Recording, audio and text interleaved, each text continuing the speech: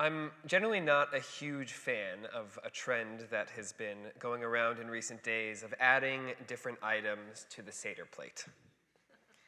I happen to think the Seder plate has enough strange objects on it that need explanation that we hit a point of diminishing returns by trying to add more. But as has happened before, this Pesach, I had someone who was not Jewish, who had never attended a Seder before at my house, and inevitably she asked me about the egg. Partially because mine had spent a bit too much time in the oven, and partially because many of the other dishes on the Seder plate were explained in the Haggadah. Over the years, I've done some research into the egg, and there are a lot of different theories as to why it is there. Some argue that the egg is there to represent rebirth and springtime, or maybe the beginning of the Jewish people in Egypt. Others say that the round shape represents wholeness that the Israelites felt once they were out of slavery.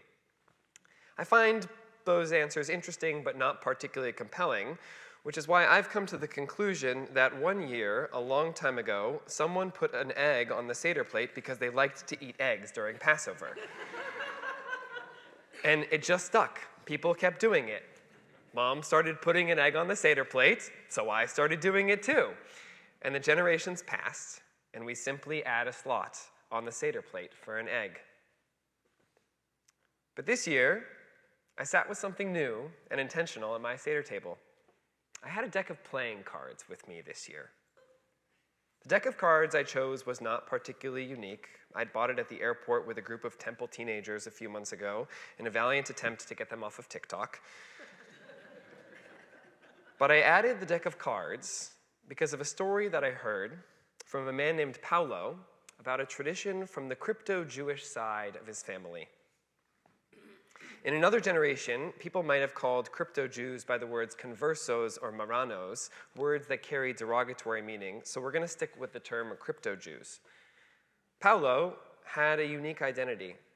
His father was an Austrian-born Jew who survived the Holocaust and found himself in Italy after losing most of his family in the Shoah. While in Italy, he met a Portuguese woman who eventually fessed up that her family were Portuguese crypto-Jews.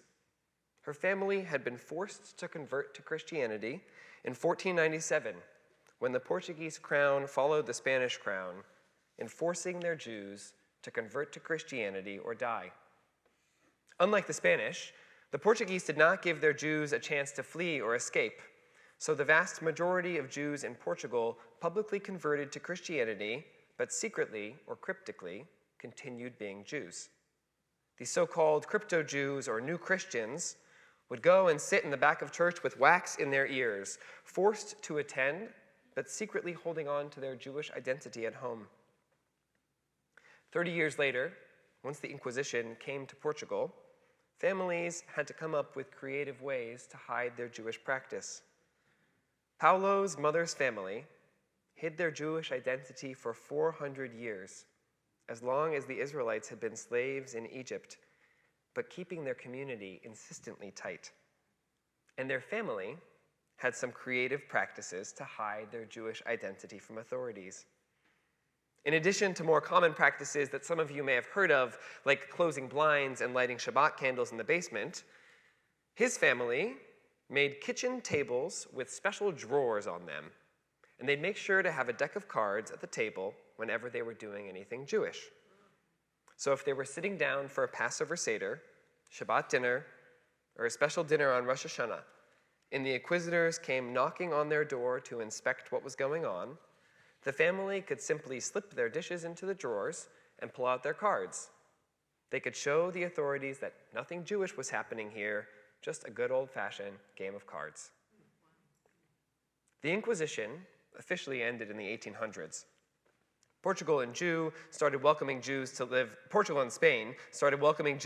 openly again in the 20th century. But many crypto-Jews found themselves holding on to these unusual practices that had developed as a result of 400 years of secretly living Jewish lives.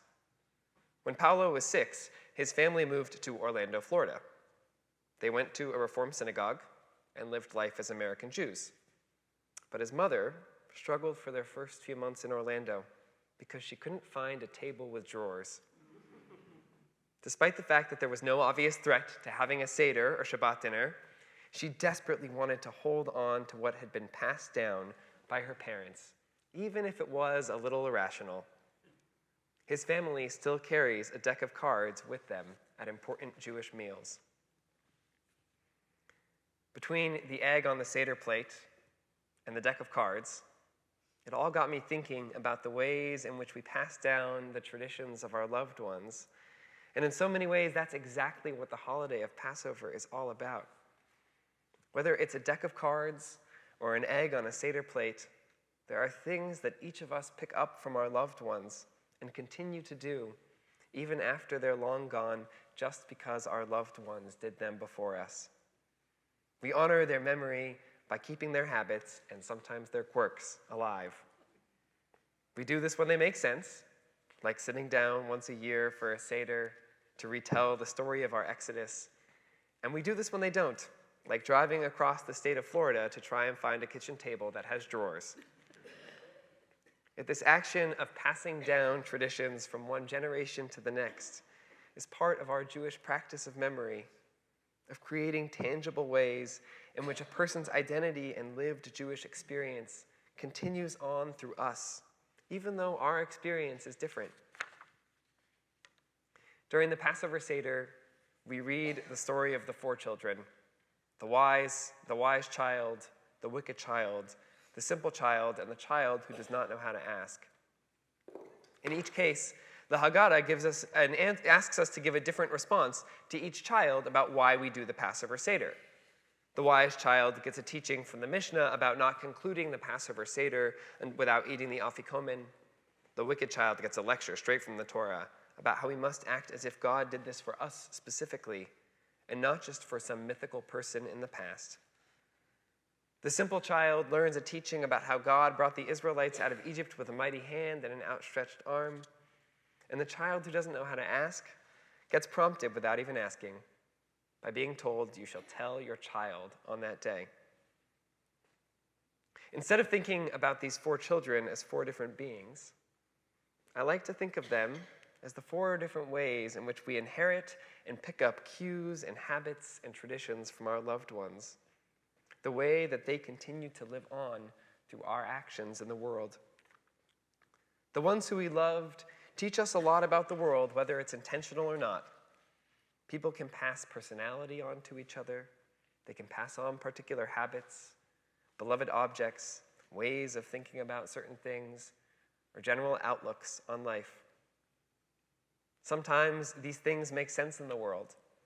There's an inherent wisdom that parents pass down to their children, or wisdom that we picked up from a beloved sibling, an aunt or an uncle, a partner that we're missing by our side. Sometimes we pick up things from our loved ones that might fall in the wicked category, ways in which we pick up inherited trauma or habits and flaws that drive us nuts about our loved ones, but then we find ourselves doing as well. And then there are the simple things that we inherit, and the things that we didn't even ask to inherit, but we just do. Things like putting an egg on a Seder plate just because a beloved member of the family loved eating hard-boiled eggs at Passover, or like placing a deck of cards at the Seder table just because our ancestors did, even though the Inquisition is long gone. There are constantly ways in which our loved ones live on within us with all of their facets. And part of our way of honoring our loved ones is carrying on their traditions, their mannerisms, their ideas, sometimes even just their looks, even if we fully don't understand the thing that we're carrying on in the first place. Sometimes we're better off not asking why we're passing down a tradition. We just do it. And we do it to honor those that came before us, to ensure that their legacy and their Jewish story gets told for another generation. As we find ourselves nearing the end of a holiday that's been passed down from generation to generation, I want to invite everyone to take a moment to settle in for a period of silent reflection. I'll invite you to make sure you're sitting upright, to take a second if you'd like to close your eyes, and to reflect on an opportunity to consider the ways in which we give honor to those that we're missing today, the ways that we honor them that make sense, that are wise, and the ways that we honor them even though they don't make sense and we're not fully sure why we continue to do them, yet we do them with love.